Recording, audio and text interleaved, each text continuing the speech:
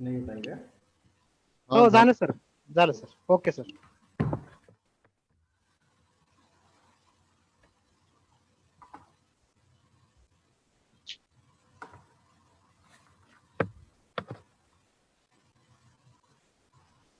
सुरू करा सर. झालं.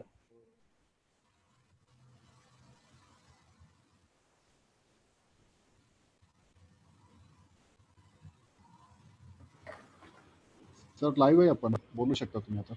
Okay.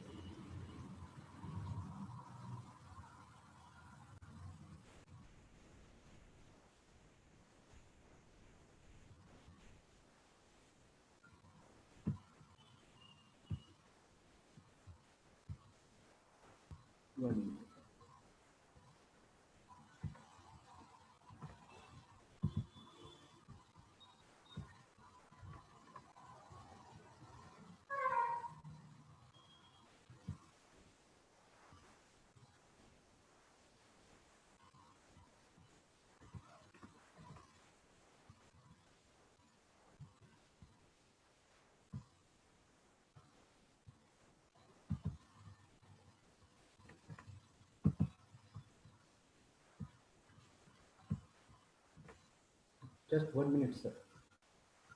No issue sir, take your own time sir, काय प्रॉब्लेम नाही.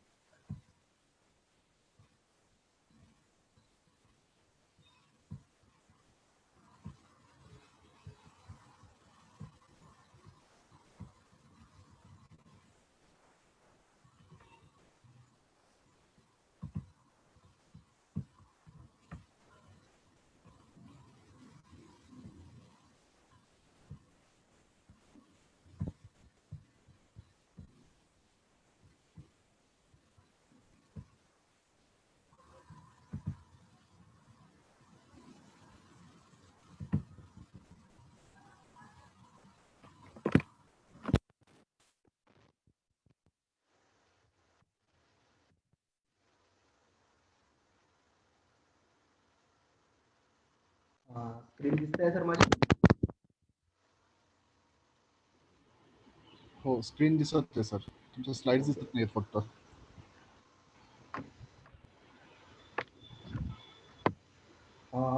सर्व दुग्ध उत्पादकांना माझा मानाचा मुजरा व त्रिवार अभिनंदन.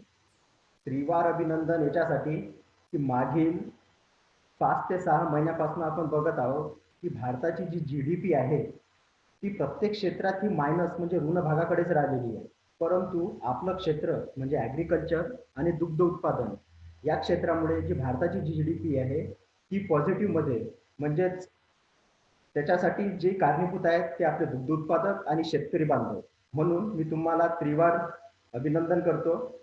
त्याचसोबत जे फ्रंट लाईनर आहेत, जे जसे ह्युमन डॉक्टर झाले, व्हेटनरियन डॉक्टर झाले, यांना सुद्धा माझा मानाचा मुजरा. तसेच भारतात आणि खास करून सध्या महाराष्ट्रात जे 2 डिसीज आलेले आहेत, लंपी स्किन डिसीज आणि CCHS म्हणजे हिमोरेजिक सेप्टिसेमिया किंवा त्याला फिवर म्हणतो, तो आलेला आहे. त्याच्यासाठी व्हेटनरी डॉक्टर हे रात्रंदिवस लढत आहेत. म्हणून त्यांना सुद्धा माझा मानाचा मुजरा व त्रिवार. सॉरी, तुम्ही स्क्रीन नुसती शेअर केली पण स्लाइड शो होत नाही त्याचे. ओके.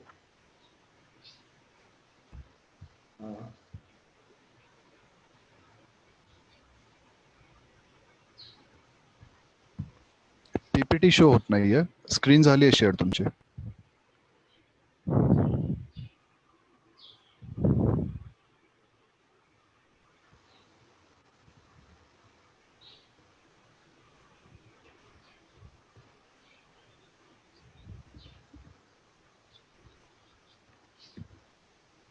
हे दिसत आहे का आता? नाही सर, तुमची जी स्क्रीन म्हणजे खाली जे तुम्ही हे ठेवलेत ना PPT प्रेझेंटेशन, ओके. खाली दिसतंय बघा टूल बार्सच्या तिथे. हो हो. त्याला जर तुम्ही क्लिक केलं तर तिथनं रिफ्लेक्ट होईल सर्व. ते केलेलं आहे, त्याच्यावरच केलं आहे. आम्हाला फक्त आता अबाउट दिसतंय स्क्रीनवरती लिहिलेलं अबाउट. एकदा स्टॉप शेअरिंग करून परत करून बघा हवं असेल तर.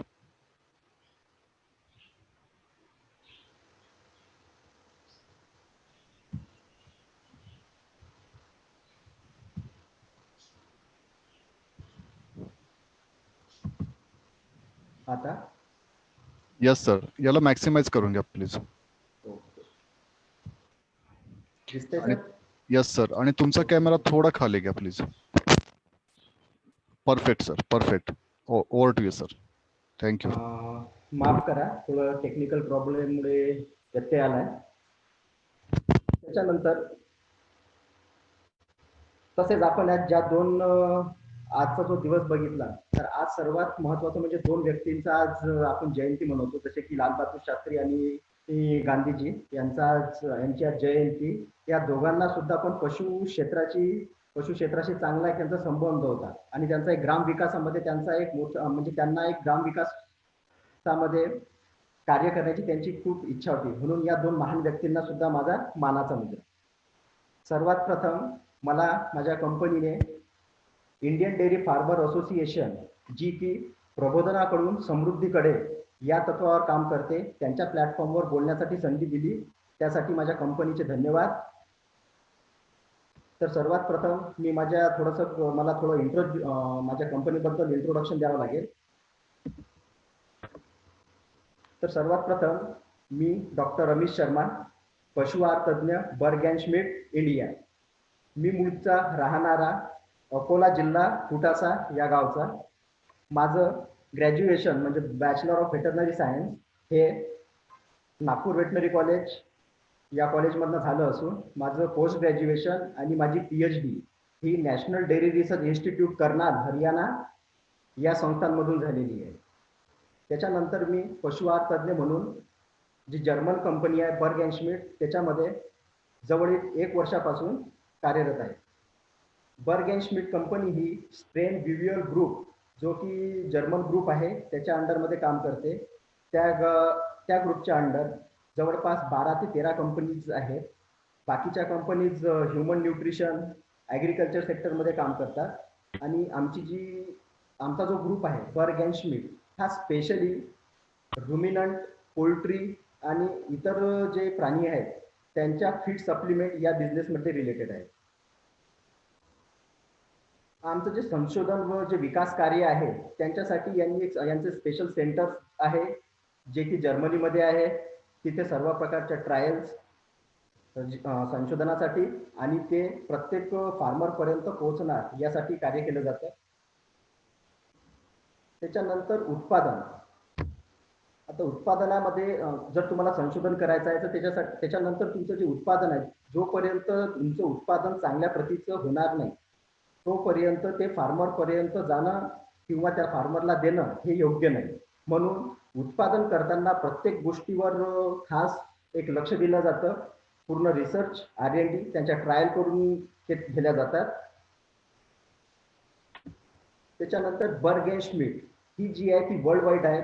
मॅक्झिमम जे सेंटर्स आहेत हे आम्ही 9 सेंटर्समध्ये ही कंपनी विभागलेली आहे, ज्याच्यामध्ये तुम्ही बघत असाल नकाशामध्ये USA, Germany, Russia, Poland, Spain, India, Singapore, Malaysia आणि थायलंड. आणि इंडियामधलं याचं जे मेन हेडक्वार्टर आहे ते पुण्याला आहे. आणि बर्ग अँड श्मिट ही कंपनी आहे की जवळपास 50 ते 60 देशामध्ये सध्या कार्यरत आहे. बायपास फॅट आमच्या कंपनीची जी मूळ मक्तेदारी आहे ती बायपास फॅटमध्ये आहे. इंडियामध्ये सर्वात पहिले बायपास फॅट इंट्रोड्यूस म्हणजे आणण्याचं काम हे बर्ग अँड श्मिटचं होतं. आणि आमच्याकडे सध्या 3 प्रोडक्ट आहेत. बर्गा फॅट T300 जो की आमचा ट्रस्टेड ब्रँड आहे आणि प्रत्येक दुग्ध उत्पादकाला याबद्दल माहीत आहे. त्याच्यानंतर दुसरा आहे फॅटोलिप, जो की new technology, new study, new संशोधन करून आणलेला आहे. आणि तिसरा फॅट म्हणजे हाय अँड फॅट मेड, जो की लवकरच हा इंडियन मार्केटमध्ये लॉन्च होणार आहे. मी पुन्हा माझ्या कंपनीचे धन्यवाद देतो की त्यांनी मला इथे इंडियन डेअरी फार्मर असोसिएशन या ग्रुपवर बोलण्याची संधी दिली. धन्यवाद. आता आपण मूळ मुद्द्याकडे वळूया. मूळ मुद्दा आपला जो आहे की दुधाळ किंवा दुभत्या जनावरांमधील संक्रमण काळाचे महत्त्व व त्याचे व्यवस्थापन. मी खरंच धन्यवाद देतो असोसिएशनला, नवले साहेबांना, नितीन साहेबांना, सर्वांना की ज्यांनी हा विषय एकदम परफेक्ट टाइमला निवडला आहे. कारण काय आहे की जी ब्रीडिंगची ब्रिडिंगचा जो टाइम असतो दुग्ध जनावरांमध्ये आणि खास करून गायीमध्ये, तो ऑक्टोबर म्हणजे आता ऑक्टोबर नोव्हेंबर पासून सुरू होतो. म्हणजे आता जो मॅक्झिमम गायीमध्ये आपल्याला संक्रमणाचे काळ पाहायला मिळतात. तर जास्त उशीर न करता आपण मूळ मुद्द्यावर येऊ.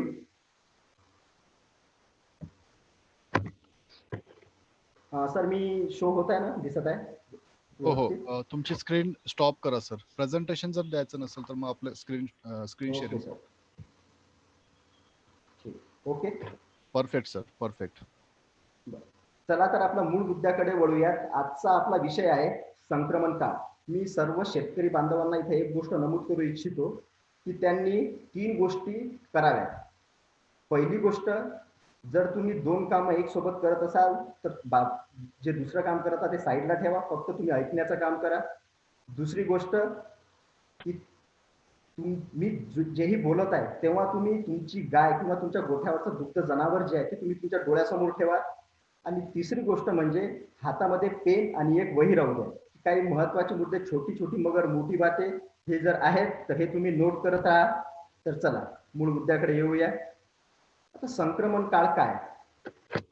खूप साऱ्या फार्मर लोकांना संक्रमण काळाबद्दल माहित आहे, काही फार्मर लोकांना संक्रमण काळाबद्दल माहित नाही. तर संक्रमण काळ नेमका काय असतो, संक्रमण काळाचे महत्व काय आहे, त्याला एवढं महत्व का द्यायचं, आणि जर महत्वच देत आहे तर त्याचं व्यवस्थापन आपल्याला करावं लागेल. तर ते व्यवस्थापन कसं करायचं हा मुद्दा आपण आता पाहू.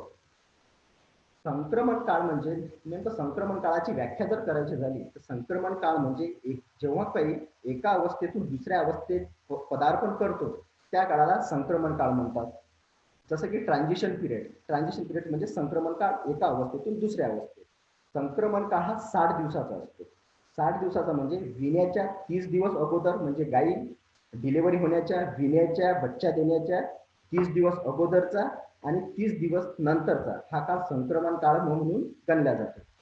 आता मी म्हणत आहे एका अवस्थेतून दुसऱ्या अवस्थेत. आता इथं अवस्था कोणती आहे? पहिले जे विण्याच्या अगोदरची अवस्था आहे त्याच्यामध्ये काय असतं की गाय जी ही आहे ही प्रेग्नंट असते परंतु दूध देत नाही. म्हणजे तिची गर्भधारणा झालेली असते परंतु दूध देण्याच्या स्थितीत नसते. जसं तिचं पार्च्युलेशन ती व्याणार त्याच्यानंतर तिची अवस्था चेंज होते. म्हणजेच आता ती कोणत्या अवस्थेत गेली आहे की आता ती मिल्क प्रोडक्शन करत आहे परंतु गर्भावस्थेत नाही आहे. हा एक पिरियड आहे. आणि हा जो पिरियड असतो हा खूप गुंतागुंतीचा पिरियड असतो, कारण की याच्यामध्ये खूप साऱ्या अशा घटना घडत असतात. मी एक तुम्हाला कारण काय आहे की इंडियन डेअरी फार्मर असोसिएशनचं जे तत्व किंवा जो यांचा उद्देश आहे किंवा यांचा जो मोटो आहे तो आहे समृद्धीतून प्रबोधनातून समृद्धीकडे. आणि मी प्रयत्न करणार की तुम्हाला हे प्रबोधनासारखं वाटलं पाहिजे. मी थोडं जास्त टेक्निकल जाणार नाही आणि उदाहरणं देऊन तुम्हाला समजवणार. तर आपण एक रोप जो असतो, दोर असतो, ज्याला मॅक्झिमम चराट म्हणतात, धान म्हणतात. तर जेव्हा पण आपण याचा यूज करतो, यूज झाल्यानंतर काय करतो त्याला एका जागी जमा करतो आणि एखाद्या आपल्या घरातल्या एका कोपऱ्यामध्ये त्याला टाकून देतो. आणि जेव्हा आपल्याला त्याचं काम पडणार तेव्हा तो आपण काढतो. परंतु काय असं हा खूप गुंतलेला असतो. आता तो गुंतलेला असतो जो काढतो ना त्याला तुम्ही समजा गाय, म्हणजे त्याला ते गुंतवलेला आहे तो का त्याला तो काढायचा आहे, ती गाय असते. परंतु तो एवढा गुंतलेला असतो की तिला त्या माणसाला तो एकट्याला काढता येत नाही, म्हणजे त्या गायला ते एकटं सॉल्व्ह करता येत नाही. मग आता तो काय करणार, तो करणार की त्याच्या घरामधले एखाद्या व्यक्तीला, जर काम करणारा गडी असेल, वडील असतील, भाऊ असतील, तो आवाज देतो आणि म्हणतो बाबा एक काम कर, तू या दोराचं एक टोक तू पकड, एक टोक मी पकडतो आणि याला सॉल्व्ह करण्याचा प्रयत्न करू. सेम सिच्युएशन तुम्हाला संक्रमण काळामध्ये करायची आहे. जेव्हा संक्रमण काळ येणार आहे गायी तर तिच्याप्रमाणे प्रयत्न करणार कोपप होण्याचा, त्या परिस्थितीशी जुळण्याचा. परंतु ऍज अ फार्मर तुम्ही त्या गायीचे ओनर आहात, तुम्ही त्या गायीला पाळत आहात, तर तुमचं कर्तव्य आहे की तुम्हाला तो गुंता सॉल्व्ह करावा लागेल. हा झाला एक विषय. आता आपण त्याच्यानंतर पुढच्या मुद्द्याला येऊ. संक्रमण काळ, हा जो संक्रमण काळ असतो हा नेमका कोणता काळ असतो ते मी तुम्हाला सध्या व्यवस्थित सांगणार. आता संक्रमण काळ हा 60 दिवसाचा मी तुम्हाला सांगितलंय. विण्याच्या 30 दिवस अगोदरचा आणि विण्याच्या 30 दिवस नंतरचा. याच्यामध्ये आणखी एक इम्पॉर्टंटचा काळ आपण कन्सिडर करतो ड्राय पिरियड. विण्याच्या 60 दिवस अगोदरचा, म्हणजेच त्याच्यामध्ये विण्याचे पूर्वीचे 30 दिवस सुद्धा आले आणि आणखी 30 दिवस, म्हणजे आता विण्याला आपली गाय 2 महिने बाकी आहे. आणि या 2 महिन्याला आपण 2 भागामध्ये डिवाइड करूयात. पहिले जे 30 दिवस आहेत, 60 दिवसातले पहिले 30 दिवस, त्याला म्हणतात फार ऑफ ड्राय पिरियड. म्हणजे गाय विण्याला आणखी 30 दिवस बाकी आहेत, सॉरी 60 दिवस बाकी आहेत, त्याच्यातले पहिले 30 दिवस म्हणजे फार ऑफ ड्राय पिरियड. आणि जे पहिले 3 दिवस आहेत, म्हणजे गाय विणार आहे आता 30 दिवस बाकी आहे, त्याला म्हणायचं क्लोज अप ड्राय पिरियड. म्हणजे गाय विण्याला फक्त आता 30च दिवस जवळ आहे, आपला विण्याचा वेळ आता जवळ आलेला आहे. क्लोज अप ड्राय पिरियड आणि फार अप ड्राय पिरियड. आता याला एवढं महत्व आपण का देतो? मी सांगितलं तुम्हाला की इथं खूप सारी गुंतागुंती आहे. हार्मोनल चेंजेस होत राहतात, ज्याला आपण मराठी संप्रेरक म्हणू. हार्मोनल चेंज, कोणता हार्मोन, एखादा हार्मोन डिक्रीज होतो, एखादा हार्मोन इन्क्रीज होतो. जो गर्भाशयात वाढणारा बच्चा असतो, याची जेव्हा तुम्ही वाढ होण्याची प्रक्रिया बघाल तर 25% जी गर्भाशयात जो वासरू असतो, बच्चा असतो, याची 25% वाढ जी आहे ना, ही पहिल्या 6 महिन्यात होते. नंतर राहिले 3 महिने. 3 महिन्यातले जो 7वा महिना असतो, याच्यामध्ये जवळपास 10% वाढ होते. आणि जे 60 दिवस राहिलेले आहेत, ज्या काळाबद्दल आपण बोलत आहोत, त्या काळातले पहिले 30 दिवस म्हणजे 8वा महिना, याच्यामध्ये बाळाची जवळपास म्हणजे या दोन दोन म्हणजे शेवटचे 2 महिने मिळून बाळाची 65% वाढ होते. आता इथं नेमकं होतं काय? गाय जेव्हा 6व्या किंवा 7व्या महिन्यात असते, तेव्हा ती काय करते, तिचं उद्देश काय असते, दूध देण्याचं. म्हणून तिचा जो ब्लड फ्लो असतो, हा जो ब्लड फ्लो आहे, हा फक्त दूध देण्यासाठी केंद्रित झालेला असतो. म्हणजे तो कासेकडे जास्त, त्याचा जो फ्लो असतो हा कासेकडे जास्त असतो. म्हणून काय होतं की जसाच 8वा महिना लागतो, आता गाय काय म्हणतं की आता बाबा बस झालं दुधासाठी, आता आपला रक्त द्यायला खूप जास्त झालं, आता माझ्या बाळाची वाढ आहे आणि माझ्या बाळाची वाढ ही झपाट्यानं शेवटच्या 2 महिन्यात होणार आहे. मग ती काय करते, ती आपला जो ब्लड फ्लो आहे, स्वतःचा रक्त प्रवाह आहे, हा बच्च्याकडे वाढवते. म्हणजे आईची आणि वासराची जी नाळ असते, याच्या थ्रू ब्लड फ्लो बच्च्याकडे वाढायला लागतो. हा एक गुंतागुंतीचा प्रकार आहे. म्हणजे गुंतागुंती म्हणण्यापेक्षा आपण याला इम्पॉर्टन्स देत आहे. या 60 महिन्यात आपल्याला खूप काळजी घ्यायची आहे. ड्राय पिरियडचे 60 दिवस आणि विल्यानंतरचे 30 दिवस. आपण याला 90 दिवसाचा एक पिरियड म्हणून किंवा 90 दिवसाचा एक प्रोजेक्ट म्हणून. ठीक आहे. आता संक्रमण काळानुसार आपण गट बघितले, फार ऑफ ड्राय पिरियड बघितला, क्लोज अप ड्राय पिरियड बघितला. आणि ड्राय पिरियड मध्ये आणखी एक महत्वाची ज्या गोष्टीवर आपण फोकस केलं पाहिजे, की सर्वात जास्त गायीमध्ये जे मस्टायटिसचे प्रॉब्लेम असतात, ज्याला दगडी कास, स्तनदान म्हणतात, हे सर्वात जास्त ड्राय पिरियड मध्ये तुम्हाला बघायला मिळेल. जी इम्युनिटी आहे, ज्याला की आपण रोगप्रतिकार शक्ती म्हणतो, ही सर्वात जास्त डिप्रेस होण्याची जी वेळ असते, ही सर्वात जास्त ड्राय पिरियड मध्ये असते. म्हणून सुद्धा याला खूप महत्व दिलं गेलं पाहिजे. त्याच्यानंतर जे पहिले 90 दिवस झाले म्हणजे गाय व्यायली आणि पहिले 30 दिवस व्याल्यानंतरचे याला म्हणतात फ्रेश पिरियड. म्हणजे पहिले 30 दिवस म्हणजे फ्रेश पिरियड. आणि गायचं जे लॅक्टेशन पीक असतो, हा जवळपास 45 ते 46 दिवसा 45 ते 50 दिवसाला तो येतो. आणि आणखी एक टार्गेट डेअरी फार्मरला ठेवायचं, की तुमची गाय हे पुन्हा जी कन्सिव्ह जी किंवा फळवणं ज्याला म्हणतो आपण, ही पहिल्या 50 दिवसात दिल्यानंतर व्हायला पाहिजे. हे एक टार्गेट असायला पाहिजे. ठीक आहे. तुम्ही ड्राय पिरियडची काळजी घेतली, याच्यामुळे काय होईल, तुम्हाला चांगल्या वजनाचं आणि चांगल्या प्रकारचं वासरू मिळणार.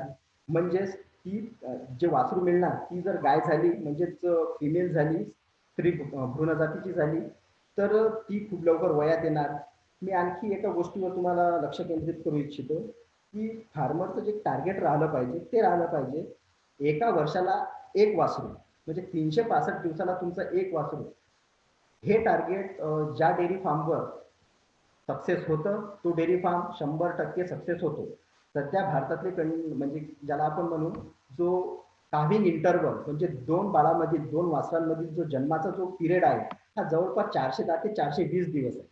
म्हणजे जो इंटरव्हल 365 दिवस असायला पाहिजे, तो पिरियड हा 410 आणि 420. म्हणजे तुम्हाला एक्सेस खर्च,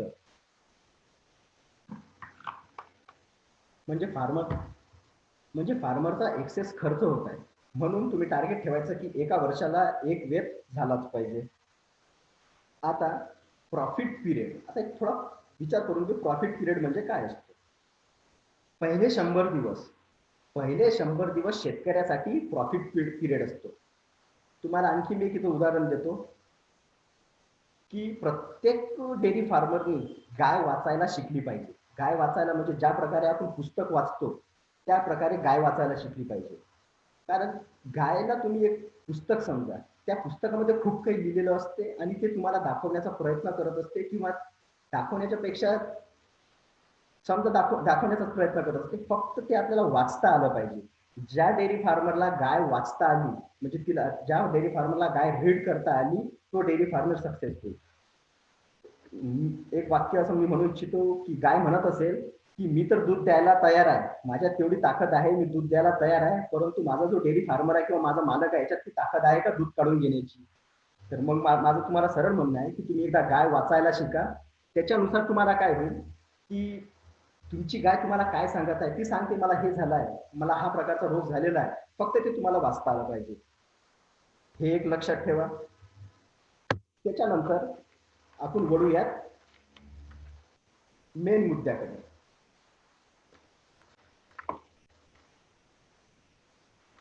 आता आपण संक्रमण काळ बघितला, संक्रमण काळाचे महत्व बघितले, याच्याकडे एवढं लक्ष काय द्यायला पाहिजे.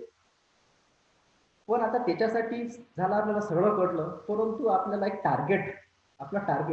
आपलं ध्येय काय आहे. आपल्याकडे 100 गायी आहे आणि आपण फक्त त्यांचं दूध, त्यांना थोडा चारा देत आहे, दूध काढत आहे, जेवढं दूध आलं तेवढं दूध घेत आहे आणि मार्केटमध्ये विकत. परंतु नाही, तुम्हाला जर एक सक्सेसफुल डेअरी फार्मर जर व्हायचं असेल तर त्यासाठी तुमचं टार्गेट, हे टार्गेट तुमचं तुम्ही लिहून ठेवलं पाहिजे की तुमचे टार्गेट काय आहे.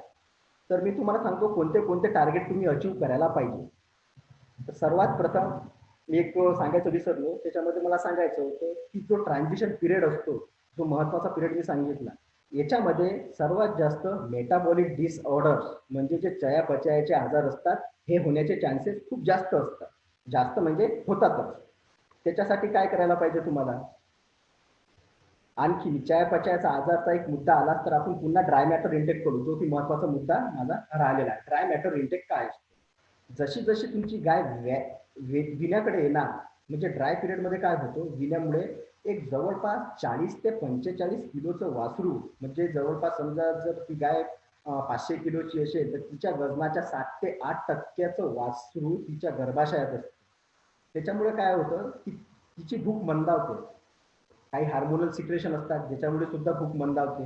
त्याच्यामुळे काय होतं की जे रुमेन असतं, पोटी पोट असतं, ते प्रेस केल्या जातं आणि त्याच्यामुळे काय होतं की जो ड्राय मॅटर इंटेक असतो, शुष्क पदार्थ ग्रहण करणं, हा एकदम कमी होतो. आता शुष्क पदार्थ आला इथे, ड्राय मॅटर आला, तर ड्राय मॅटर नेमका काय असतो खूप साऱ्या शेतकऱ्यांना माहीत असेल. तरी मी काही नवे शेतकरी इथं असतील तर मला त्यांना सांगू इच्छितो की जे आपण राशन फॉर्म्युलेशन किंवा जो खाना आपण गाईला देतो तो on the basis of dry matter देतो. म्हणजेच वजनाच्या 2% आपण मेंटेनन्ससाठी देतो आणि दुधासाठी वेगळा कॅल्क्युलेट करतो. आता ड्राय मॅटर म्हणजे नेमका काय. तर ड्राय मॅटर म्हणजे सुका चारा. आता समजा आपल्याकडं मेज आहे, हिरवा मेज आहे. आता त्या, हॅलो रवी सर, आवाज येत आहे. हॅलो हॅलो, रिप्लाय द्या नितीन सर. त्याच्यानंतर काय तर ड्राय मॅटर. तर ड्राय मॅटर नेमका काय असतो, आपल्याजवळ मेज आहे. हॅलो, हा येतोय सर, आवाज येतोय. Okay sir, thank you sir. तर ड्राय मॅटर नेमका म्हणजे काय. आपल्याकडं मेज आहे, हिरवा मेज आहे. तर आपण आपल्या गायला जो असतो तो हिरवा मेज, म्हणजे ज्याला मका म्हणतो, हिरवी मका किंवा हिरवी कोणाकडे कडवळ असते ज्याला ज्वार म्हणतात. आता समजा जर 10 किलो दिवसात आपण त्या गायला प्रोव्हाइड करत असू, म्हणजे देत असू, तर त्याच्यामध्ये ड्राय मॅटर नेमकं किती असते. तर याच्यामध्ये आपण कन्सिडर जवळपास करू की 20% ड्राय मॅटर आहे. म्हणजे जेव्हा तुम्ही 10 किलो तुमच्या गायला हिरवा मका देत असाल तेव्हा तुम्ही 2 किलो तिला ड्राय मॅटर प्रोव्हाइड करत आहात, असा त्याचा अर्थ होतो. म्हणजे जो पण राशन फॉर्म्युलेशन असतो तो ड्राय मॅटर बेसिसवर तयार होतो. आता विण्याच्या अगोदर जवळपास 30% ड्राय मॅटर कमी होतो. तर 30% जर ड्राय मॅटर कमी झाला तर ती जवळपास 30% रोज जेवण कमी करत आहे. आणि 30% जर रोज जेवण कमी करीत आहे म्हणजे तिला जेवढी ऊर्जा जायला पाहिजे ती ऊर्जा मिळत नाहीये. आणि जेवढी आणि जो खेळ चालू होतो नेमका सर्व डिसीज होण्याचा, मेटाबॉलिक डिसीज होण्याचा, तो ऊर्जेच्या कमतरतेमुळे चालू होतो. त्याला आपण निगेटिव्ह एनर्जी बॅलन्स म्हणतो. तुम्हाला त्याच्यावर सुद्धा लक्ष द्यायचे की तुमची गाय जी आहे किंवा तुमचं जे दुग्ध जनावर आहे हे निगेटिव्ह एनर्जी बॅलन्स म्हणजे ऋण भागाकडे जायला नको. हा एक मुद्दा. त्याच्यानंतर आपण वळूया टार्गेटकडे. आता नेमके टार्गेट तुम्हाला काय काय ठेवायचे? तर सर्वात प्रथम टार्गेट तुमचं असायला पाहिजे मिल्क फिवर, जे की मी तुम्हाला सांगतो चयापचयाचे आजार आहे. मिल्क फिवर चयापचयाचा आजार आहे, क्लिनिकल केटोसिस, ॲबोमॅझम डिस्प्लेसमेंट, त्याच्यानंतर लॅमिनायटिस, त्याच्यानंतर रिटेन्शन ऑफ प्लासेंटा, हे सगळे चयापचयाचे आजार आहे. तर तुमचं टार्गेट असायला पाहिजे की संक्रमण काळामध्ये माझ्या गोठ्यावर याच्यातलं जोही मेटाबॉलिक डिसऑर्डर आहे याचं एक टार्गेट असायला पाहिजे की या पर्सेंटेजच्या वरती माझ्या फार्मवर चयापचयाचे आजार होणार नाही. तर त्याच्यामध्ये मिल्क फिवर म्हणजे त्याला दुग्ध ज्वर म्हणतो, जो की कॅल्शियम डेफिशियन्सीमुळे होतो. त्याच्यात मी डीप जाणार नाही की नेमका मिल्क फिवर काय, स्टेज 1 काय, स्टेज 2 काय आहे, हे आपण एक सेपरेट प्रकरण किंवा सेपरेट धडा घेऊन नंतर बघू. तर याच्यामध्ये मिल्क फिवर हा तुमच्या फार्मवर कन्सिडर करा की तुमच्या फार्मवर 100 गायी आहेत आणि 100 गायीमध्ये फक्त एकाच गायीला मिल्क फिवर जर होत असेल तर ठीक आहे, कन्सिडर केल्या जाऊ शकतो. परंतु हा आकडा जेव्हा 2%, 3%च्या वरती जात असेल तेव्हा तुम्हाला सावधान होण्याची गरज आहे, तुम्हाला डॉक्टरला बोलवण्याची गरज आहे आणि त्याची ट्रीटमेंट करून घेण्याची गरज आहे. सर्वात प्रथम तर तुम्ही 1%च्या वरती याला जाऊ नका. ती दुसरं आहे केटोसिस. आता केटोसिस नेमका काय, मी या आजारावर थोडासा प्रकाश टाकू इच्छितो. जसं की मी तुम्हाला सांगितलं होतं की जशी जशी गाय विण्यासाठी येणार तसा तसा ड्राय मॅटर इंटेक कमी होणार. आता ड्राय मॅटर इंटेक कमी झाला, एनर्जीची तिची प्रोव्हाइड म्हणजे एनर्जी सप्लिमेंटेशन तिला जेवढं म्हणजे तिला घ्यायला पाहिजे होतं ते मिळत नाही. त्याच्यामुळे ती निगेटिव्ह एनर्जी बॅलन्समध्ये जाते. आणि जास्त दूध देणारी गाय जर असेल तर ती 80 ते 100% निगेटिव्ह एनर्जी बॅलन्समध्ये जाणार म्हणजे जाणार. परंतु जेनेटिकल आहे, पोटेन्शियल चांगलं आहे गाईचं. आता समजा ती 15 किंवा 20 लिटर दूध देत असेल तर जेनेटिकल पोटेन्शियल नुसार ती 20 लिटर दूध देणारच. म्हणजे असं नाही आहे. परंतु आता तिच्यासाठी लागणारी ऊर्जा ते कुठनं आणणार? तर ती काय करते की आपल्या शरीरात जिथं जिथं ऊर्जा साठवलेली असते फॅटच्या स्वरूपात ती वापरायला चालू करते. त्याला की नॉन इस्टरिफाईड फॅटी ऍसिड्स म्हणतात, ती वापरायला चालू करते. आता मी सांगितलं तुम्हाला विल्यानंतर काय होतं, जवळपास 5 ते 10% जो ब्लड फ्लो असतो हा अडरसाठी म्हणजे दुधासाठी एकदम वाढतो. आणि जेव्हा पण दूध जो ब्लडचा फ्लो आहे, रक्ताचा प्रवाह आहे, याला लिव्हर मधूनच जावं लागतं. आणि जेव्हा हा प्रवाह इतक्या वेगाने लिव्हर वरून जाणार तेव्हा काय होतं की लिव्हरची एक कॅपॅसिटी आहे ऑक्सिडेशन म्हणजे फॅट डिपॉझिट जे झालेलं आहे त्याचं ऑक्सिडेशन त्याला जाळ्या करण्याची एक कॅपॅसिटी आहे. जर का लिव्हरवर 5 ते 10 लिव्हर स्वतःच्या याच्यावर 5% फॅट साठवून ठेवू शकतो. जेव्हा ही लेवल 5% पेक्षा जास्त जाणार, 5, 6, 7% जाणार, तेव्हा याचं कन्व्हर्जन म्हणजे याचं रूपांतर फॅटी लिव्हर मध्ये व्हायला लागतं. फॅटी लिव्हर मध्ये म्हणजे फॅट जाळं व्हायला लागतं, फॅटचं तिथं डिपॉझिशन व्हायला लागतं. ही एक धोक्याची घंटा आहे. आणि 70 ते 80% जवळपास जास्त दूध देणाऱ्या गाईमध्ये ही कंडिशन असते. आणि नंतर मग याचंच रूपांतर तुम्हाला केटोसिस मध्ये दिसतं. म्हणून फॅटी लिव्हर होऊ नये याच्यासाठी तुम्हाला काळजी घ्यावी लागणार. त्याच्यासाठी मार्केटमध्ये डिफरंट प्रोडक्ट अवेलेबल आहे, ते तुम्ही वापरू शकता. त्याच्यानंतर येऊ आपण ॲबोमॅझल डिस्प्लेसमेंट म्हणजे पोटाचे सरकणे. हा जो क्लिनिकल केटोसिस आहे याचं जे पर्सेंटेज आहे, याचं जे टार्गेट ठेवायचं आहे तुम्हाला, हे 1% म्हणजे लेस दॅन 1%. म्हणजे एकही गाय तुमच्या फार्मवर केटोसिसला बळी पडली पाहिजे नाही. त्याच्यानंतर येऊ आपण ॲबोमॅझल डिस्प्लेसमेंट, जे की पोटाला पीड पडणे, याचं सुद्धा जे प्रमाण आहे हे 1% पेक्षा कमी असायला पाहिजे. त्याच्यानंतर येऊ मस्टायटिस. मस्टायटिस म्हणजे कासदाह. हा जो कासदाह असतो हा 5% पेक्षा कमी असायला पाहिजे. आणि पहिले जे फ्रेश 30 दिवस आहेत याच्यामध्ये तुम्हाला याच्यावर विशेष लक्ष द्यायला पाहिजे. जर 5% पेक्षा तुम्हाला जर केसेस जास्त दिसत आहात तर तुम्हाला जे जवळचे डॉक्टर आहेत त्यांच्याशी संपर्क साधायचा आहे. जे न्यूट्रिशनिस्ट आहेत किंवा जे पशु आहाराची जे एक्सपर्ट्स आहेत त्यांच्याशी तुम्ही संपर्क साधू शकता. त्यानंतर लेमनेस. लेमनेस म्हणजे लंगडापणा, गाय लंगडणे, याला लेमनेस म्हणतात. आता लेमनेस जर आलाय तर शक्यतो लेमनेस हा 2% तुमच्या फॉर्मवर असायला पाहिजे, कमी असायला पाहिजे. 2%च्या वरती लेमनेस जायला नाही पाहिजे. आता लेमनेसची गोष्ट इथं आलीच तर एक गोष्ट मी आणखी सांगू इच्छितो की लेमनेससाठी खूप साऱ्या गोष्टी कारणीभूत आहेत. एक तर ऍसिडोसिस. ऍसिडोसिस काय तो आपण एक पुढे पाहणारच आहोत. आणखी एक याच्यासाठी कारण आहे ते खूर. लेमनेससाठी सर्वात जास्त कारणीभूत ठरतात हे खूर. खूरची केअर तुम्हाला खूप जास्त घ्यायची आहे. खूर हा एक सुद्धा खूप मोठा विषय आहे. खूरची केअर जर तुम्ही टाळली तर तुमचं जवळपास प्रत्येक वेताला 7 ते 9 हजार रुपयाचं नुकसान तुमचं होणार म्हणजे होणार. तर म्हणून खुरांकडे व्यवस्थित लक्ष द्या. गाय लेम होणार नाही याच्याकडे लक्ष द्या. त्याच्यानंतर येऊ रिटेन्शन ऑफ प्लासेंटा, म्हणजे ज्याला मराठीत म्हणतात जार अडकणे. हा सुद्धा याचं सुद्धा जे प्रमाण आहे ते 4%पेक्षा कमी असायला पाहिजे. म्हणजे 100 गायीतून 3 गायी 2 गायीमध्ये जर दिसत असेल तर इट्स ओके. परंतु जर 4%पेक्षा वर जात आहे तर तुम्हाला रिस्पेक्टिव्ह डॉक्टरांसोबत कन्सल्ट करणं, त्यांना भेटणं किंवा त्यांना तुमचा प्रॉब्लेम सांगणं आवश्यक आहे. त्याच्यानंतर येऊ आपण ऍसिडोसिस, जो की तुमच्या फार्मवर हा 0% असायला पाहिजे. सर्वात मोठं मिल्क प्रोडक्शन लॉस होण्याचं कारण म्हणजे ऍसिडोसिस. तर ऍसिडोसिस म्हणजे जशी आपल्यामध्ये ऍसिडिटी वाढतं सेम तसंच जनावरांमध्ये होतं, त्यांच्यामध्ये सुद्धा ऍसिडोसिस वाढतं. ऍसिडोसिस जर वाढला तर जे आपले मित्र किटाणू जे असतात पोटामध्ये ते मरतात. ते जर मेले तर त्यांच्यापासून एका प्रकारचं विष तयार होतं. हे विष रक्तात शोषलं जातं.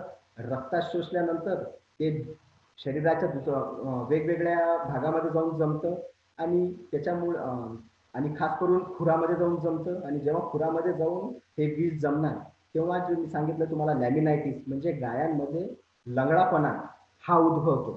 तर ते तुमच्या फार्मवर म्हणजे आपल्या फार्मवर 0% असायला पाहिजे.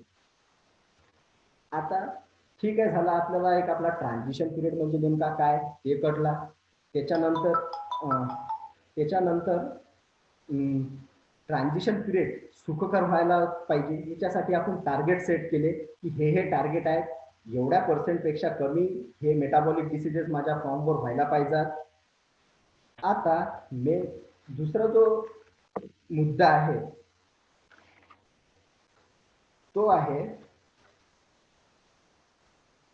तर टार्गेट तर सेट केले आपण, तर टार्गेट सेट करून तर चालणार नाही. त्याच्यासाठी काहीतरी आपल्याला कोणत्या तरी अशा गोष्टी आहेत की ज्याच्यावर भर द्यावा लागेल.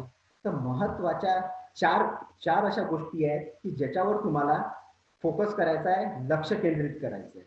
तर पहिलं म्हणजे ऊर्जेची कमतरता. जी गायला तुमच्या ऊर्जेची कमतरता पडायलाच नको. कारण की प्रत्येक गोष्टीची जे म्हणतो ना सारे काय म्हणतात हिंदी त्याला म्हणतात की सारे जो प्रॉब्लेम है इसकी जो जड़ होती है वो ये एनर्जी है. तो एनर्जी जी आहे ती कमी पडायला नको. तर मग काय होतं की 30% तर जनावरांचा आपला जो जी गाय आहे तिची 30% एनर्जी ही कमी झालेली आहे. म्हणजे 30% तिने ड्राय मॅटर इंटेक कमी केलेला आहे. परंतु तिला आपल्याला एका प्रकारचं असं डेन्स फीड द्यावं लागेल, म्हणजे ज्याच्यामध्ये कमी ड्राय मॅटर जावा आणि तिला भरपूर ऊर्जा मिळावी. हे एक आपल्यासमोर टार्गेट आहे किंवा आपल्याला या गोष्टीवर केंद्रित करायचं आहे. तर याच्यासाठी तुम्ही बायपास फॅट, जे की रुमेनला बायपास करून जातात, अशा प्रकारचे जे घटक आहेत ते तुम्ही यूज करू शकता ज्याच्यामुळे कमी ड्राय मॅटरमध्ये तुम्ही जास्तीची न्यूट्रिएंट रिक्वायरमेंट किंवा जास्त एनर्जी तुम्ही फुलफिल करू शकता.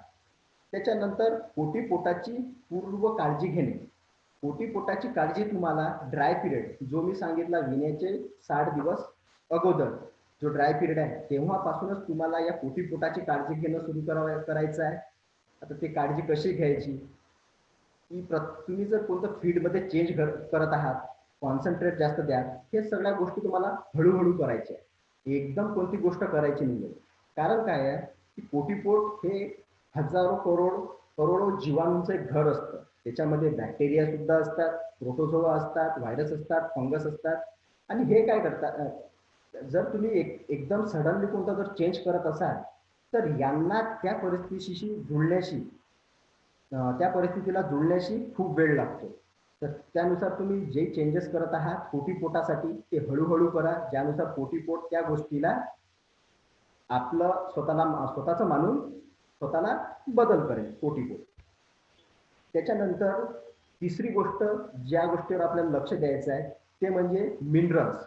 आता मिनरल्स मध्ये 2 प्रकारचे असतात, एक असतात मायक्रो मिनरल्स, एक असतात मॅक्रो मिनरल्स. म्हणजे काही जसे की कॅल्शियम झालं, फॉस्फरस झालं, मॅग्नेशियम झालं, हे जे मिनरल्स आहेत यांना आपण मॅक्रो मिनरल्स म्हणतो. तर याच्यामध्ये सुद्धा तुम्हाला काळजी घ्यायची आहे की हे व्यवस्थित जात आहेत की नाही जात आहेत, यांचं बॅलन्स व्यवस्थित आहे की नाही आहे. जशी तुमची गाय गायला आली तेव्हा तुम्हाला लक्ष द्यायचं आहे की तुम्ही जे फीडिंग करत आहात, तुम्ही जे खायला देत आहात त्याच्यामध्ये फॉस्फरसचं प्रमाण जास्त नसायला पाहिजे. आता काही जणांचा प्रश्न असेल की फॉस्फरसचं प्रमाण का जास्त नसायला पाहिजे. तर याच्यामुळे नेमकं काय होतं की जे यांचं एक प्रकारचं रिलेशन असतं फॉस्फरस, कॅल्शियम, मॅग्नेशियम. फॉस्फरस काय करतं की कॅल्शियम आणि मॅग्नेशियम यांची जी लेवल असते रक्तातली त्यांना कमी करतं. म्हणून जेव्हा गाय विणार असते ड्राय पिरियडमध्ये तुम्ही तिला विण्याच्या वेळेस फॉस्फरस सप्लिमेंटेशन कमी असलेलं अन्न घटक द्या. त्याच्यानंतर आणखी एक गोष्ट की खूप जणांचा एक प्रश्न असतो की आम्हाला असं विचारायचं आहे की गाय विणार आहे तर आम्ही कॅल्शियम सप्लिमेंटेशन, मिनरल मिक्सचर द्यावं की नाही द्यावं. बिलकुल तुम्हाला मिनरल सप्लिमेंटेशन विण्याच्या अगोदर सुद्धा द्यायचं आहे, विण्याच्या नंतर सुद्धा द्यायचं आहे. परंतु इथं थोडंसं तुम्हाला लक्षात घ्यायचं आहे की एक कन्सेप्ट असतो डायटरी कॅटायन अनायन डिफरन्सचा, तो तुम्हाला लक्षात घ्यायचा आहे. हा जो DCAD असतो, डायटरी कॅटायन अनायन डिफरन्स, हा विण्याच्या वेळेस म्हणजे विण्याच्या पूर्वी हा निगेटिव्ह असायला पाहिजे, म्हणजेच ऋण अवस्थेत असायला पाहिजे. कारण काय असतो जर हा पॉझिटिव्ह असेल तर हा कॅल्शियम जी नॅचरल प्रोसेस आहे मेटाबॉलिझमची किंवा कॅल्शियम एक होमिओस्टॅसिस आपण ज्याला म्हणतो ती हॅम्पर करण्याचं काम करतं. म्हणून डिकेड हा मायनस असायला पाहिजे. त्याच्यानंतर कॅल्शियम मग द्यायचं की नाही द्यायचं, मिनरल मिक्सचर द्यायचा की नाही द्यायचा हा एक प्रश्न आहे. तर बिलकुल द्यायचा. कारण काय की आजकाल मार्केटमध्ये किंवा तुम्ही पण स्वतः मॅक्झिमम डिकेड हे मिनरल मिक्सचर यायला लागले आहे की ज्याच्यामध्ये कॅल्शियमची लेवल लो असते. एक्झॅक्टली तुम्ही लिक्विड कॅल्शियम घेण्यापूर्वी पाजू नका, परंतु असे काही मिनरल मिक्सचर आहेत ज्याच्यामध्ये कॅल्शियमची लेवल कमी असते, ते मिनरल सप्लिमेंटेशन तुम्ही तुमच्या दुधाळ जनावराला करू शकता. हे झाला माझा तिसरा पॉईंट. त्याच्यानंतर इम्युनिटी म्हणजेच रोगप्रतिकार शक्ती जी आहे ती डिप्रेस होते विण्याच्या वेळेस. तर त्याच्यावर तुम्हाला लक्ष द्यायचं आहे. इम्युनिटी डिप्रेस व्हायला नको. इम्युनिटी जर डिप्रेस झाली म्हणजे रोगप्रतिकार शक्ती जर डिप्रेस झाली तर गायचं जे स्वास्थ्य आहे ते सुधारत नाही. त्याच्यानंतर तिच्यापासून ज्या वासराला दूध पिऊन मोठं व्हायचं आहे त्याला इम्युनिटी मिळत नाही. कारण काय असतं की वासरामध्ये जन्मतः स्वतःची इम्युनिटी करायची पॉवर नसते. त्याला जे इम्युनिटी मिळतं ती जो त्याच्या आईपासनं म्हणजे गाईपासनं जे कोलेस्ट्रॉल असतं त्याच्यापासनं जी इम्युनिटी असतं ती त्याला मिळते. म्हणून तुम्हाला गायची इम्युनिटी व्यवस्थित ठेवायची आहे. गायची इम्युनिटी चांगली राहिली तर जे वासरू जे हिरकणी आपल्या गोठ्यावर जन्म घेईल ती सुदृढ राहणार आणि ती लवकर वयात येणार आणि पुढच्या वेळेस ती आपल्याला बच्चा देण्यासाठी तयार राहणार. या 4 गोष्टींवर तुम्हाला विशेष लक्ष द्यायचं आहे.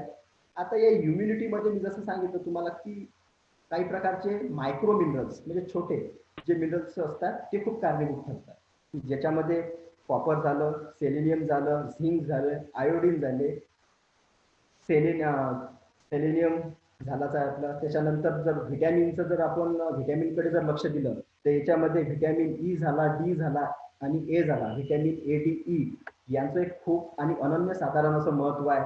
जी रिप्रोडक्टिव्ह सिस्टम असते आपल्या दुग्ध जनावरांची त्याला पूर्ण व्रत म्हणजे तिच्या जी पूर्वी तिची अवस्था होती विण्याच्या पूर्वी त्या अवस्थेत आणण्यासाठी आणि तिची इम्युनिटी वाढवण्यासाठी आणि तिचे हेल्थ मेंटेन करण्यासाठी हे व्हिटॅमिन्स आणि हे मिनरल्स हे खूप जास्त कारणीभूत ठरतात. म्हणून यांच्याकडे सुद्धा तुम्ही लक्ष द्यावे. आता काय आहे की आपल्याला ट्रान्झिशन पिरियड कडला. ट्रान्झिशन पिरियडमध्ये जी निगेटिव्ह एनर्जी आहे ती कडली. त्याच्यानंतर कोणत्या गोष्टींचा आपल्याला टार्गेट ठेवायचं आहे ते कळलं. त्याच्यानंतर कोणत्या गोष्टींवर आपल्याला लक्ष द्यायचं आहे ते कळलं. आता आपण बोलूया फिडिंग स्ट्रॅटर्जी आणि न्यूट्रिशन. आता ठीक आहे, आपण हे सर्व करत आहे तर आपलं फिडिंग स्ट्रॅटर्जी नेमकं काय असायला पाहिजे, आपण टार्गेटही ठरवले, या गोष्टींकडे लक्षही देत आहे, परंतु योग्य प्रकारचं आपलं फिडिंग, आपण जे आहार देता जनावरांना तो योग्य प्रकारचा जात आहे की नाही जात आहे, त्याच्यामध्ये जे न्यूट्रिएंट घटक व्यवस्थित आहेत की नाही आहे, या गोष्टीकडे आपलं लक्ष द्यायचं आहे.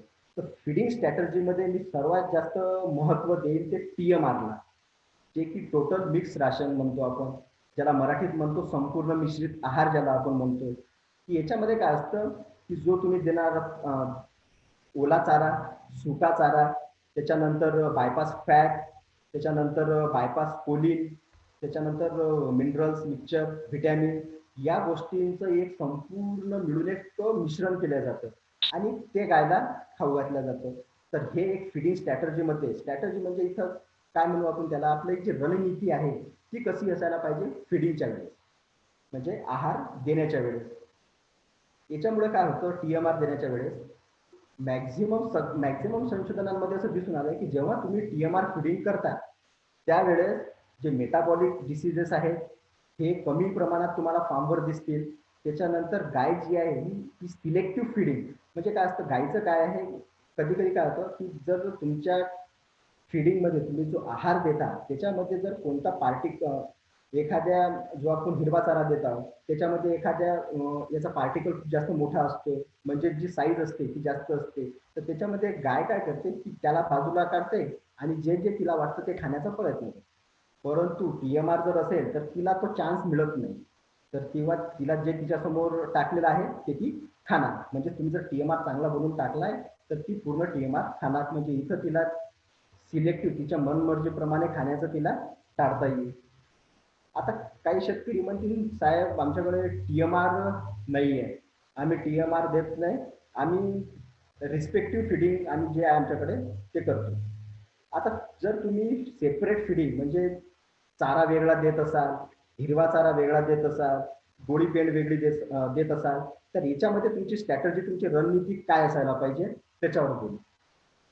आता याच्यामध्ये तुम्हाला मुख्यत्वे करून एका गोष्टीवर भर द्यावा लागेल की जेव्हा तुम्ही हिरवा चारा आणि सुका चारा देत आहात तर तो सर्वात पहिले द्या, म्हणजे सकाळी हिरवा चारा आणि सुका चारा द्या. जेव्हा सुका चारा आणि हिरवा चारा खाऊन झालाय किंवा थोडा त्यांच्यासमोर आहे तेव्हा तुम्ही गोळी पेंड टाका. याच्यामुळे काय होईल की जेव्हा ती हिरवा आणि सुका चारा खाईल तेव्हा ती तिला चावेल आणि चावल्यानंतर काय होतं की त्यांची लाळ तयार होते आणि ही लाळ पोटाला चांगलं ठेवण्यासाठी काम करते. आणि त्याच्यानंतर जसं ती त्याच्यानंतर कॉन्सन्ट्रेट टाका, म्हणजे प्रोटीन ज्याच्यामध्ये सर्वात जास्त आहे तो त्याच्यानंतर टाका, म्हणजे त्याच्यामुळे त्याचं डायजेशन खूप चांगलं होणार. जर तुम्ही हिरवा चारा म्हणजे चारा जर 2 प्रकारचा असेल तर त्याला वेगवेगळं टाकू नका, त्या दोघांचं मिक्सिंग करून तुम्ही जनावराला खाऊ घाला, तो तुम्हाला खूप फायद्याचा ठरेल. त्याच्यानंतर आपण येऊ फिडिंग फ्रिक्वेन्सी, म्हणजे तुम्ही दिवसातनं किती वेळा खाऊ घालता. तसं पाहायला गेलं तर दिवसातून तुम्ही जेवढ्या वेळेस गायच्या समोर जाल आणि नवीन प्रकारे म्हणजे प्रत्येक वेळेस चारा टाकाल तेव्हा ती जास्त खाणार. परंतु याचा सगळ्यात मोठा एक ड्रॉबॅक किंवा आपण प्रॉब्लेम म्हणू की लेबर, कारण प्रत्येक वेळेस काय की इतक्या वेळेस टाकायसाठी आपल्याला लेबर आणि त्याच्यासाठी जी कॉस्टिंग वाढतं ती एक वेगळं. म्हणून दिवसातून मॅक्झिमम ठिकाणी 2-3 कुठं 3 दिवसातून 3 वेळेस आणि शक्यतो करून सर्व फार्मर दिवसातून 2 वेळेस हे आपल्या गायला आहार खूप पुरवतात. हा झाला आपला फिडिंग सिक्वेन्स.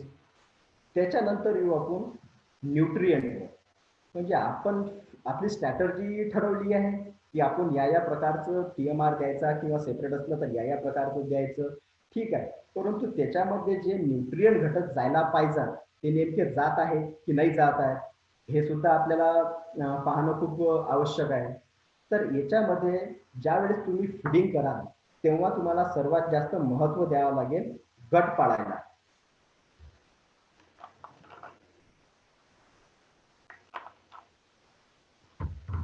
गट म्हणजे ज्याला आपण फेज फिडिंग म्हणतो किंवा गट फिडिंग म्हणतो.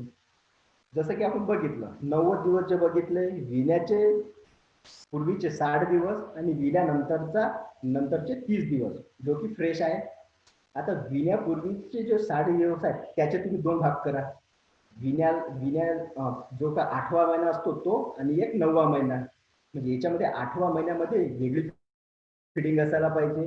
9व्यामध्ये जे 30 दिवस बाकी आहेत विण्यासाठी त्याच्यामध्ये वेगळी फिडिंग असायला पाहिजे. आणि शेवटचे जे 30 दिवस आहेत त्याची थोडी वेगळी फिडिंग असायला पाहिजे. आता नेमका घोळ फार्मरचा आपल्या दुग्ध उत्पादकांचा इथेच होतो की आपण बाजारातनं एकाच प्रकारची गोळी पेंड घेऊन येतो की जिचं न्यूट्रिएंट कंटेंट ठीक आहे फिक्स झालेलं असते. तर त्यावेळेस काय होतं, समजा 20% प्रोटीनचं किंवा 22% प्रोटीनचं तुम्ही बाजारातून फीड आणलं आणि तेच तुम्ही या तिन्ही फेजमध्ये तिन्ही गटामध्ये एकच देता. परंतु इथं काय होतं की जो 8वा महिना आहे विण्याच्या अगोदरचा त्याच्यामध्ये एवढ्या न्यूट्रिएंटची आवश्यकता नसते. आवश्यकता असते परंतु एवढ्या न्यूट्रिएंटची आवश्यकता नसते. तर त्याच्यामध्ये तुम्हाला लक्ष द्यायचं आहे की त्या फेजनुसार जर आपल्याला फीड मिळत असेल म्हणजे ज्याला फेस फिडिंग म्हणत आहोत आपण त्यानुसार जर फीड मिळत असेल तर तुम्हाला त्या प्रकारचं फीड आणायचं आहे. याच्यामुळे काय होईल की तुमचा पैसा वाचेल. त्या फिडिंगची कॉस्ट काय राहणार ती कमी राहणार. जे तुम्ही 20% प्रोटीनचं फीड त्या ग्रुपला देत आहात याच्यामुळे तुम्ही जास्त पैसा त्या ग्रुपमध्ये इन्व्हॉल्व्ह करत आहात. तर त्या ग्रुपसाठी जे फीड बनलेलं आहे तुम्ही तेच वापरा. क्लोजअप ड्राय पिरियड जो आहे म्हणजे 9वा महिना जो असतो गाय विणार असते त्याच्यामध्ये वेगळ्या प्रकारचं राशन वेगळ्या प्रकारचं फिडिंग असतं ते तुम्हाला यूज करायचं आहे. आणि शेवटी जी आता आपली गाय व्याली आहे आणि ती आता दूध देत आहे म्हणजे आता ती 30 दिवस जे ज्याला फ्रेश पिरियड म्हणतो आपण त्याच्यासाठी वेगळा राशन असायला पाहिजे. तर आपण याच्यामध्ये काय काय न्यूट्रिएंट घटक असतात आणि त्यांना एवढं महत्व का द्यायचं ते बघूया. एक आपण बघितलं ड्राय मॅटर. ड्राय मॅटर नेमका आपण कसा काढतो तर आपण मी सांगितलंय तुम्हाला की आपण समजा जर आपली 500 किलोची गाय असेल तर तिच्या वजनाच्या 2% हा ड्राय मॅटर असतो आणि आपण मिल्कसाठी एक ड्राय मॅटर पकडतो. म्हणजे तिचा ड्राय म्हणजे जी फ्रेश गाय आहे ही जर 500 किलोची असेल आणि 20 किंवा 25 लिटर दूध जर देत असेल तर तिचा ड्राय मॅटर हा जवळपास 15-16 किलोच्या जवळपास जातो. परंतु हाच ड्राय मॅटर जी गाय घ्यायला 30 दिवस बाकी असतो त्याच्यामध्ये कमी असतो आणि त्याच्यानंतर जी फार ऑफ ड्राय पिरियड म्हणजे जो 8वा महिना असतो त्याच्यामध्ये वेगळा असतो. त्याच्यानंतर आपण येऊ प्रोटीन ज्याला फ्रूट प्रोटीन किंवा प्रोटीन म्हणतो. हा ड्राय पिरियडमध्ये जास्त असतो. सॉरी माफ करा. हा फ्रेश पिरियडमध्ये जास्त असतो जो की जवळपास 14 ते 15% असायला पाहिजे किंवा जवळ फॉर्म्युलेशन ते डिपेंड आहे की आपल्याजवळ नेमकं किती किलोची गाय आहे किती दूध देत आहे त्या दुधामध्ये फॅट किती पर्सेंटेज आहे आणि आपल्याजवळ अवेलेबल काय काय आहे त्यानुसार आपण या सर्व गोष्टी आपण प्रोव्हाइड करत असतो. त्याच्यानंतर येऊ आपण एनडीएफ. एनडीएफ पहिल्यापेक्षा आपण फ्रूट फायबर म्हणू. आता या फ्रूट फायबरचे जेव्हा आपण याचे भाग करतो जेव्हा याचं अनालिसिस करतो तेव्हा याच्यातला सर्वात मेन घटक म्हणजे एनडीएफ म्हणजे याला आपण न्यूट्रल डिटर्जंट म्हणतो. आता या न्यूट्रल डिटर्जंटमध्ये तुम्हाला इफेक्टिव्ह एनडीएफ किती आहे किंवा आपण डायजेस्टिबल एनडीएफ किती आहे याला सर्वात जास्त महत्व द्यायला पाहिजे. हा जर तुम्ही प्रॉपर त्याच्यामध्ये बॅलन्स केला तर तो खूप कारगर साबित होतो. त्याच्यानंतर येऊ आपण स्टार्चवर. स्टार्च म्हणजे याच्यामध्ये स्टार्चचे प्रमाण किती असायला पाहिजे तेही तुम्हाला एका पशु आहार तज्ञाकडून व्यवस्थित बघून घ्यायला पाहिजे की माझ्या गायला किंवा माझ्या दुग्ध जनावराला किंवा जे ड्राय पिरियडमध्ये आहे किंवा 8व्या महिन्यामध्ये आहे की त्यांना किती प्रमाणात स्टार्च द्यायचा आहे तेवढा स्टार्च जात आहे का जास्त स्टार्च जायला नको. जर दूध देणारी म्हणजे फ्रेश गाय आहे याच्यामध्ये जर तुम्ही जास्त स्टार्च देणार तर त्याच्यामध्ये तुम्हाला ऍसिडोसिस यांचे प्रॉब्लेम पाहायला मिळतील. तर तो स्टार्चचा जो एक रेशो आहे तोही तुम्हाला मेंटेन करून घ्यायचा आहे तुमच्या पशुतज्ञाकडून किंवा पशु आहार तज्ञाकडून. त्याच्यानंतर येऊ आपण नेट एनर्जी फॉर लॅक्टेशन. म्हणजे नेट एनर्जी किती असायला पाहिजे. म्हणजे जर 1 लिटर आपण जर गाय जर दूध देत असेल तर त्या 1 लिटरसाठी काहीतरी ते एनर्जी लागत असेल तर त्या एनर्जी तयार करण्यासाठी किंवा ते 1 लिटर दूध देण्यासाठी जी एनर्जी लागते त्याला आपण नेट एनर्जी म्हणतो किंवा नेट एनर्जी फॉर लॅक्टेशन म्हणतो.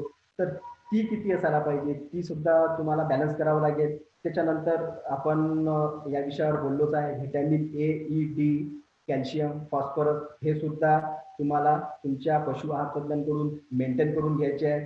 तर ही झाली आपला मेन 3 गट की ज्याला आपण संक्रमण काळ आपण घेतलाय म्हणून आपण 3 गटावरच मेन फोकस केलाय की ज्याला विण्याच्या 60 दिवस अगोदरचा म्हणजेच 8वा महिना, विण्याच्या 30 दिवस अगोदरचा म्हणजे ज्याला आपण क्लोजअप ड्राय पिरियड म्हणू, आणि एक असतो फ्रेश, जी पहिले 30 दिवस आहेत विल्यानंतर त्याला आपण एक फ्रेश पिरियड म्हणू.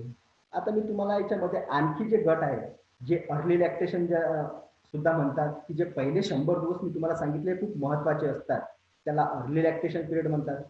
आपण जितक्या ताकदीने किंवा जितक्या चांगल्या चतुराईने गाय जवळून पहिल्या 100 दिवसात दूध काढून घेऊ तेवढे सर्वात जास्त आपल्याला प्रॉफिट आहे, म्हणूनच त्याला प्रॉफिट पिरियड असे म्हणतात. त्याच्यानंतरचा असतो 100 दिवसापासून ते 200 दिवस पर्यंतचा मिड लॅक्टेशन पिरियड, म्हणजेच दूध देण्याच्या मधातला कालावधी, जो हा सुद्धा 100 दिवसाचा असतो. ज्याच्यामध्ये काय होतं की एक जे लॅक्टेशनची इल्ड असते किंवा एक जो आलेख असतो लॅक्टेशनचा तो या पिरियडमध्ये अचीव होतो. त्याच्यानंतर शेवटचा जो असतो तो असतो लेट लॅक्टेशन. लेट लॅक्टेशन म्हणजे की आता आपली गाय ड्राय व्हायला जाते, ज्याला आपण भाकड काळ म्हणतो. माफ करा, मी आतापर्यंत ड्राय पिरियडच म्हणत होतो, त्याला आपल्या मराठी भाषेत भाकड काळ म्हणतात. तर भाकड काळाकडे ती वळते, तर ती तिच्या ब्रेनला किंवा तिला सिग्नल देते की आता बस झालं, आता दुधाला जास्त महत्व द्यायचं नाही आहे, आता आपल्या उदरात आपल्या पोटात एक बाळ वाढत आहे, तर त्याची काळजी घ्यायची आहे. म्हणून ती काय करते, लेट लॅक्टेशन म्हणजे लेट लॅक्टेशन मध्ये दुधाचा आलेख खाली येतो आणि तिथं तुमचे 60 दिवसाचा जो ड्राय पिरियड आहे तो चालू होतो. तर या ठिकाणी तुम्हाला या सर्व गोष्टींवर फीडिंग स्ट्रॅटर्जी, त्याच्यामध्ये असलेले न्यूट्रिशन आणि त्याच्या न्यूट्रिशन सोबत मेन न्यूट्रियन. कारण काय आहे की ठीक आहे, आता मॅक्झिमम डेअरी फार्मर्स किंवा शेतकरी लोकांना या गोष्टींचं ज्ञान व्हायला लागलेलं आहे की आम्हाला किती खायला द्यायचं आहे, काय काय द्यायचं आहे. परंतु या डेअरी फार्मरला एक गोष्टीकडे विशेष लक्ष द्यायला पाहिजे की तुम्ही जे देत आहात ते क्वांटिटेटिव्ह सुद्धा असायला पाहिजे आणि क्वालिटेटिव्ह सुद्धा असायला पाहिजे. म्हणजे त्याच्यामध्ये तुम्हाला किती द्यायचं आहे हे याच्यावर सुद्धा तुम्ही भर द्या. जास्तही देऊ नका, कमी देऊ नका. जास्त द्याल तर तुमचा लॉस, कमी देणार तर ती दूध कमी देणार तरी आपला लॉस. तर हे तुम्ही बॅलन्स करून घ्या एक्सपर्ट न्यूट्रिशनिस्ट करून. त्याच्यानंतर क्वांटिटेटिव्ह म्हणजे कमी द्या, परंतु जर तुम्ही क्वांटिटेटिव्ह देता, ठीक आहे, तुमची क्वांटिटी ठरलेली आहे, एवढं द्यायचं आहे, परंतु त्याच्यामध्ये जी क्वालिटी आहे ती क्वालिटी सुद्धा तुम्हाला मेंटेन करायची आहे की त्याच्यामध्ये जे न्यूट्रियन घटक लागणार आहे ते न्यूट्रियन घटक त्याच्यामध्ये आहेत किंवा नाही आहे हे सुद्धा तुम्हाला तुमच्या डॉक्टरांकडून पशुआहार तज्ञाकडून ठरवून घ्यायचं आहे. तर हा एक जो विषय होता हा मी इथे मांडला आहे. आता नेमकं जो आहे इंडियन डेअरी फार्मर असोसिएशन यांनी मला इथं बोलण्याची संधी उपलब्ध करून दिली, त्यानुसार माझ्या परीने मी जेवढं इथं मांडण्याचा प्रयत्न केलाय तो केलाय. त्याच्यानंतर शेवटी जाता जाता, कारण काय की IDFA जे ब्रीद वाक्य आहे प्रबोधनातून समृद्धीकडे नेण्याचं, त्याच्यासाठी मला एक असं वाक्य आठवतं की म्हणतात ना, लाखों गुरु है जगत में पर एक भी नहीं काम का, सब स्वार्थ के आश्रय है डंका बजाते नाम का. विश्वास का गुरु एक ही हो, विश्वास का गुरु एक ही हो, ऐसे गुरु पर जान दे जो खास की पहचान दे. तर तुम्हाला IDFAच्या रूपात एक चांगला गुरु मिळाला आहे, तर या गुरुचा तुम्ही फायदा घ्या. आणि फायदा म्हणजे चांगल्या मनोवृत्तीनं आणि चांगल्या विचारानं घ्या. आणि माझ्याकडून जर तुम्हाला भविष्यात काही मदत लागत असेल तर मी ऑलवेज रेडी आहे. मी पुन्हा माझ्या कंपनीचे आभार मानतो की त्यांनी मला या प्लॅटफॉर्मवर माझे मत मांडण्याची मला संधी दिली. धन्यवाद.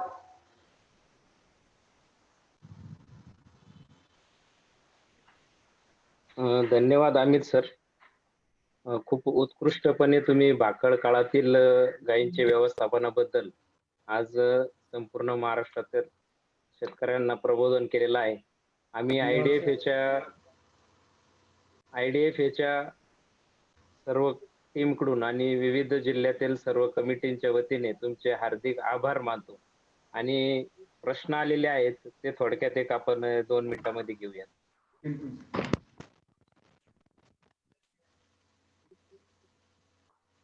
तुम्ही बोलताय का काही? नाही नाही. हा, तर प्रवीण बनकरांचा प्रश्न आहे की गाय वित्तांना अंग बाहेर येणे हे तर फॉस्फरसच्या कमतरतेमुळे होते का?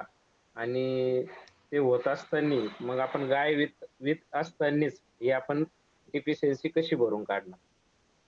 बघा इथं सर्वात मेन कारण आहे की कॅल्शियम. तर कॅल्शियमची डेफिशियन्सी जर असेल तर टोनिंग जी असते, एक पर्टिक्युलर जी अंग बाहेर येते हे एक मसल आहे. तर त्या मसलला एक टोनिंग देण्याचं काम हे कॅल्शियम करत असतं. जर कॅल्शियमची डेफिशियन्सी आहे तर ती जी गाय आहे ती अंग बाहेर सोडणार. हा, मग ती डिलिव्हरी चालू असताना त्याच्यासाठी काही करण्यासारखं आहे काय, असं त्यांच्या प्रश्नाचं उद्दिष्ट होतं. त्याच्यासाठी मी सांगितलंय की जी मिनरल सप्लिमेंटेशन आहे तो तुम्ही व्यवस्थित ठेवा. जो डिकेट लेवल आहे डायटरी कॅटायन ॲनायन डिफरन्स तो तुम्हाला मेंटेन ठेवावा लागणार. तर या हे व्यवस्थित जर राहणार मिनरलची जी लेवल आहे प्रत्येक मिनरलची खास करून कॅल्शियमची, तर ती व्यवस्थित राहणार. म्हणजे थोडक्यात त्यांनी ट्रान्झिशन फीडवर भर दिला पाहिजे भाकड काळामध्ये. ट्रान्झिशन पिरियड मी सांगितलं की फेज वाईज जे फिडिंग आहे त्याच्यावर तुम्ही व्यवस्थित लक्ष द्या. फेज वाईज फिडिंग मध्ये काय असते की पर्टिकल त्या फिडिंगसाठी त्या फेजसाठी त्याचं फॉर्म्युलेशन झालेलं असतं. तर त्याच्यामध्ये त्या गाईला काय लागणार आहे काय नाही लागणार आहे कोणतं किती प्रमाणात असायला पाहिजे हे त्याच्यामध्ये व्यवस्थित इनकॉर्पोरेट केलेलं असतं. ओके ओके, धन्यवाद सर. नितीन सर, काही फेसबुकला प्रश्न आलेत का आपल्या एखाद्या 2 मिनिटात? इकडे प्रश्न उत्तर चालू झालं, आलेले असले तर विचारा हो, जरा, म्हणजे सुरुवातीच्या सेशनमध्ये एक प्रश्न विचारला गेलाय. आपले शेतकरी मित्र विचारतायत, बायपास फॅटचे फायदे काय ते सांगत. बायपास फॅट देण्याचे काय फायदे असतात ट्रान्सिशन फेज मध्ये, त्याबद्दल माहिती हवी आहे. बायपास फॅट म्हणजे नेमकं काय आहे? बायपास फॅट म्हणजे बायपास, जसं की आपण एखाद्या शहराला बायपास केलेला असतो, म्हणजे जोही बाहेरून गाडी येणार ती शहरात न घुसता बायपास होऊन जाते. तर याच कन्सेप्टला बायपास म्हणतात. तर सेम कन्सेप्ट जे आहे ते बायपास म्हणजे बायपास फॅट म्हणजे वुमेनला बायपास करून जाते. तर नेमकं काय असतं की जी ड्राय मॅटर इनटेक जो आहे ट्रान्झिशन पिरियडमध्ये तो कमी होतो. तर त्याच्यामध्ये काय आहे की तुम्हाला एनर्जी डेफिशियंट होतो, निगेटिव्ह एनर्जी बॅलन्सकडे ॲनिमल जातो. तर त्याच्यामध्ये तुम्हाला एनर्जी तर प्रोव्हाइड करायची आहे परंतु ड्राय मॅटर इथे सुद्धा कमी आहे. तर तुम्हाला डेन्स फीड द्यायचं आहे आणि डेन्स फीड देण्यासाठी आणि त्याला कोपअप करण्यासाठी म्हणजे त्याची उणीव भरून काढण्यासाठी सर्वात महत्वाचं काम हे बायपास फॅट करते. Okay sir. वारंवार आपल्या मार्गदर्शनपर सेमिनारमध्ये आम्ही डीकॅट हे शब्द ऐकलेत, डीकॅट बॅलन्स. तर अशी एक विनंती पण आहे तुम्हाला की तुम्ही डीकॅट वरती एक सेशन पण घ्यावं. त्याच्यानंतर म्हणजे ज्यावेळेस तुम्हाला वेळ असेल त्यावेळेस आपण सविस्तर चर्चा करूयात. कारण जाणवायला लागलंय की डीकॅट हा खूप महत्वाचा विषय आहे. बिलकुल, आणि याच्यावर एक खूप म्हणजे जवळपास 1-2 तासाचा आपण लेक्चर ठेवू शकतो. आपण घेऊ. नक्कीच नक्कीच. रवीजी तुमच्याकडे येतोय. आभार मानून सेशन क्लोज करू शकतो आपण. आज सर्व पहिले मी 1-2 मिनिटं जे कोणी शेतकरी बांधव आपले लाईव्ह आहेत त्यांच्याशी बोलणार आहे की आज आपलं जवळजवळ IDF याचं 20व लाईव्ह सेशन आज इथं डॉक्टर अमित शर्मा यांच्या प्रमुख उपस्थितीमध्ये संपन्न झालेला आहे. तर मी सगळ्या बांधवांना विनंती करणार आहे की त्यांनी आपल्या IDF याच्याच ग्रुपवर असलेले सगळेचे सगळे लाईव्ह सेशन्स एकदा बघून घ्या. बऱ्याचशा प्रश्नांची उत्तर तिथं आता मिळायला लागलेली आहेत. बऱ्याच जणांना आता आम्हालाही काही फोन येतात, त्याच्यामध्ये सुद्धा आम्ही हे लाईव्ह सेशन्सवर लक्ष द्या असं सांगत आहोत. तर नक्कीच आपण त्याची एक पोस्ट बनवून सगळं एक लिंक बनवूनच आपण आपल्या ग्रुपवर टाकणार आहोत. सगळ्यांनी त्या लाईव्ह सेशनचा परत लाभ घ्यावा ही विनंती. त्याचबरोबर आज डॉक्टर अमित शर्मा हे वेळोवेळी IDF याला मार्गदर्शन करतच आलेले आहेत आणि या कोरोनाच्या कालावधीमध्ये या लाईव्ह सेशनसाठी त्यांनी वेळात वेळ काढला आणि त्यांनी सर्व दूध उत्पादक बांधवांना संबोधित केलं. त्याबद्दल त्यांचे आभार पूर्ण IDF टीमच्या वतीने सर्व दूध उत्पादक पशुपालकांच्या वतीने मानतो. धन्यवाद सर. त्याचबरोबर डॉक्टर अमित शर्मा यांची कंपनी जी आहे बर्समिथ, त्या मॅनेजमेंटनी सुद्धा डॉक्टर साहेबांना इथं लाईव्ह येण्यासाठी प्रोत्साहित केलं. त्याबद्दल कंपनीचे सुद्धा मी इथं आभार मानतो. आणि नितीन सर आपण मीटिंग संपली असं जाहीर करूया. धन्यवाद. नवले सर हा हॅलो. हा हा बोला डॉक्टर सर. ज्याही लोकांना समजा काही क्वेरी किंवा प्रश्न असतील की ज्यांचे प्रश्न गेले नसतील गेले तर एकदा कमेंट बॉक्स मध्ये नंबर टाकून द्या म्हणजे ते मला कॉल करून प्रश्न विचारू शकतात. नक्कीच सर. काही इनबॉक्स मध्ये प्रश्न आहेत, आपण त्यांना नंतर ऍड्रेस करूयात. Okay sir. ओके, धन्यवाद सर. धन्यवाद. Welcome sir. Thank you sir. Thank you.